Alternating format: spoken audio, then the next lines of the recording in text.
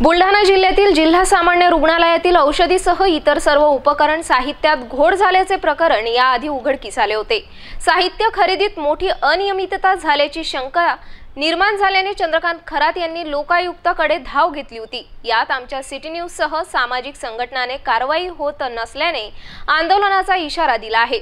एवढंच नाही तर बुलढाणा आमदार संजय गायकवाड यांनी झालेल्या अधिवेशनात जिल्हा सामान्य रुग्णालय करोडो रुपयांचा भ्रष्टाचार विषयी तारांकित प्रश्न मांडूनही शासनाकडून कारवाई गुलदस्त्यात का असा प्रश्न आता उपस्थित होत आहे।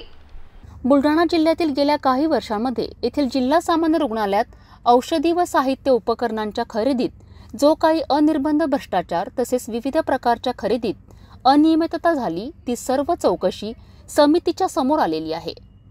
चौकशी समितीची आता पूर्ण खात्री झाली आहे की यामध्ये मोठ्या प्रमाणात गैरव्यवहार व भ्रष्टाचार झालेला आहे। या स्थितीतही जिल्हा रुग्णालयाला पोखरणारे हे भ्रष्टाचारी अधिकारी अद्यापही मोकाट असून त्यांच्यावर कसल्याही प्रकारची कारवाई करण्यात आलेली नाही।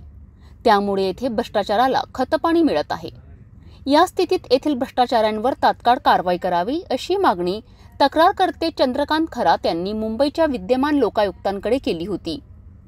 या संदर्भात अद्यापही कुठलीही हालचाल झाली नसल्याने खरात व विशेष विविध सामाजिक संघटनांनी तीव्र आंदोलनाचा इशारा दिला आहे। सिटी न्यूज व दैनिक जनसंचालनाच्या वतीने गेल्या अनेक महिन्यांपासून जिल्हा रुग्णालयात बोकाळलेली अनागोंदी व येथे उफाळलेल्या प्रचंड भ्रष्टाचार या संदर्भात सातत्याने आवाज उठवण्याचे काम करीत आहेत। रोखपाल पीके माळी हे तर भ्रष्टाचाराचे शिरोमणीच ठरले आहे। माळी यांनी तर थेट कॅश बुकमध्ये प्रचंड खोडाखोड केली आहे आणि मोठ्या प्रमाणात भ्रष्टाचारही केला आहे। या सर्व भ्रष्टाचारांना गेल्या काही वर्षात आलेले जिल्हा शल्य चिकित्सक व इतर अधिकारीही भयंकर दोषी आहेत, ज्यांनी भ्रष्टाचार करून स्वतःच्या करोडो रुपयांनी तुबंड्या भरल्यात तसेच स्वतःच्या व नातेवाईकांच्या नावे अवैध संपत्ती अपसंपदा गोळा केल्यात। त्या सर्वांच्या विरोधात फौजदारी गुन्हे दाखल करण्याचे निर्देश पोलीस महासंचालक मुंबई यांना द्यावेत व या भ्रष्टाचारांना कठोर शिक्षा करावी अशी मागणी करण्यात आली।